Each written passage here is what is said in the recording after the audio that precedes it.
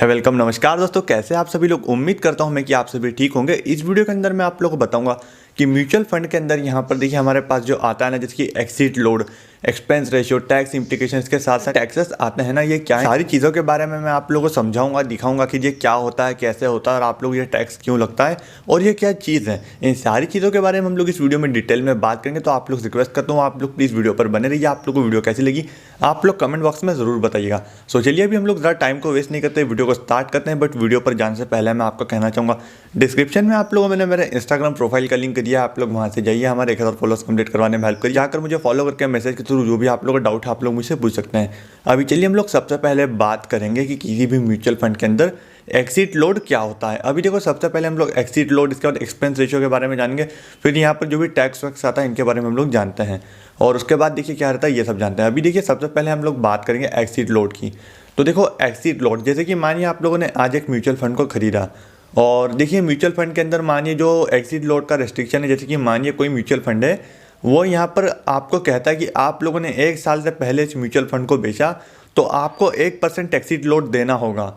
यदि देखिए आप लोगों ने इस म्यूचुअल फंड को 1 साल के बाद बेचा तो यहाँ पर देखिए वो जो म्यूचुअल फंड है ना, उस पर आप लोग कोई भी एक्सिट लोड नहीं देना होगा। फॉर एग्जांपल देखिए, कोई भी यहाँ पर मैं एग्जांपल ले रहा हूँ सिर्फ, है ना, जैसे कि मानिए कोई भी यहाँ पर एक म्यूचुअल फंड है और उसका एक्सिट लोड यहाँ पर देखिए 1 मंथ का है। मतलब देखिए आप लोगों ने 1 महीने के अंदर उस म्यूचुअल फंड को खरीद के बेच दिया तो आपको 1% एक्सिट लोड देना होगा। जैसे कि आप लोगों ने मान लिया 10,000 रुपये किसी भी म्यूचुअल फंड में इन्वेस्ट करें और उसका एक्सिट लोड यहाँ पर देखिए 1% है फॉर 1 मंथ। यानी कि देखिए 1 महीने के अंदर आप लोगों ने म्यूचुअल फंड को यहाँ पर खरीद लिया और 1 महीने के अंदर ही आप लोगों को बेच दिया, आप लोगों ने इस म्यूचुअल फंड को बेच दिया, तो यहाँ पर आप लोगों को 1% एक्सिट लोड देना होगा। तो जो 10,000 का 1% होगा सिंपली आप लोग समझ सकते हैं जैसे कि आप लोगों को 100 रुपये एक्सिट लोड देना होगा। पर देखिए इस प्रकार से एक्सिट लोड काम करता है। और देखिए यदि आप लोगों ने उस एक्सिट लोड को यहाँ पर नहीं देना है, अवॉइड करना है, तो आपको उस म्यूचुअल फंड को 1 महीने के बाद बेचना, फिर आप लोग कोई भी एक्सिट लोड नहीं लगेगा। तो इस प्रकार म्यूचुअल फंड्स के अंदर एक्सिट लोड लगता है, ऐसा एक्सिट लोड आता है और ऐसे ये काम करता है। और आप लोग इस प्रकार से इसको अवॉइड कर सकते हैं। ये भी म्यूचुअल फंड के अंदर यहाँ पर रहता है, तो आप लोग इस चीज़ को भी ज़रूर चेक करिएगा किसी भी म्यूचुअल फंड को यहाँ पर परचेज करने से पहले। ये भी एक काफ़ी ज़रूरी चीज़ है। और अब हम लोग बात करते हैं एक्सपेंस रेशियो की। एक्सपेंस से आप लोग समझ सकते हैं खर्चा, और रेशो मतलब खर्चे का रेशो। अब जैसे कि आप सभी लोग जानते हैं कि हम लोग हमारा पैसा प्रोफेशनल्स के हाथ में देते हैं, वो हमारे पैसे को मैनेज करके अच्छे यहाँ पर के शेयर्स में लगाते हैं और अच्छी कंपनीज में इन्वेस्ट करते हैं, और उससे जो भी रिटर्न्स आता है, जिस भी प्रकार वो पोर्टफोलियो बनाते हैं, उससे जो भी रिटर्न आता है वो हम लोग म्यूचुअल फंड में नेट एसेट वैल्यू के थ्रू दिखाते हैं। तो अब यहाँ पर देखिए एक्सपेंस रेशियो का इससे क्या लेना देना।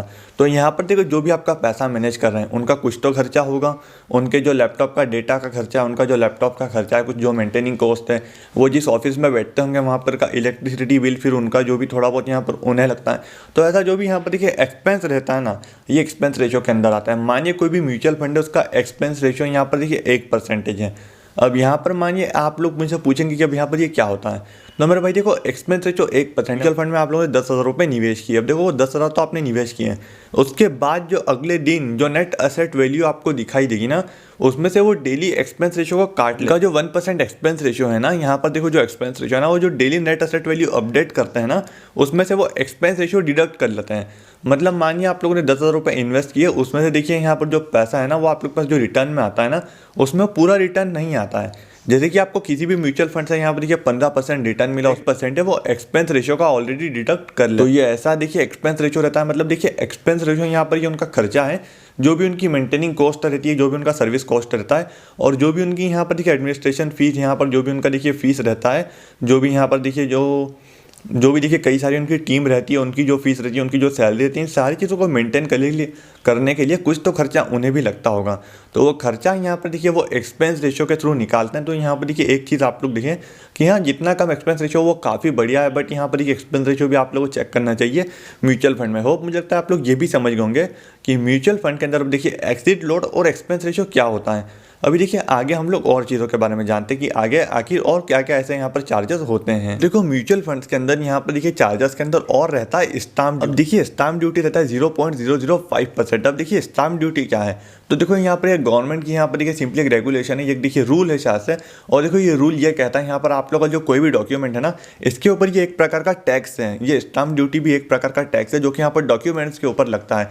ये यदि डॉक्यूमेंट ट्रांसफर करे या फिर किसी के नाम पे ऐसा कुछ रहता है, तो इसके ऊपर ये देखिए टैक्स लगता है जो कि स्टाम्प ड्यूटी के नाम से जाना जाता है।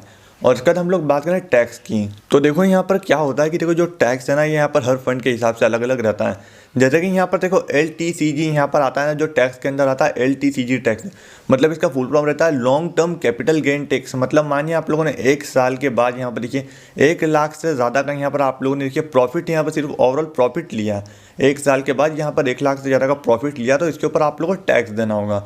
तो ये देखिए कुछ ऐसे चार्जेस रहते हैं जो कि म्यूचुअल फंड्स के अंदर यहाँ पर चार्ज किए जाते हैं, और इनके बारे में जानना आप लोगों के लिए काफ़ी ज़रूरी था। मैंने सोचा कि यहाँ पर देखिए एक्सपेंस रेशियो के बारे में इन डिटेल हर किसी को पता नहीं होगा, कोई जानता नहीं होगा। इसके साथ साथ देखिए यहाँ पर एक्सिट लोड और जो कुछ और अन्य चार्जेस थे जो मैंने आप लोग बताया, टैक्स इंप्लीकेशन, स्टाम्प ड्यूटी, इन सभी के बारे में मुझे लगता है आप लोग नहीं जानते होंगे।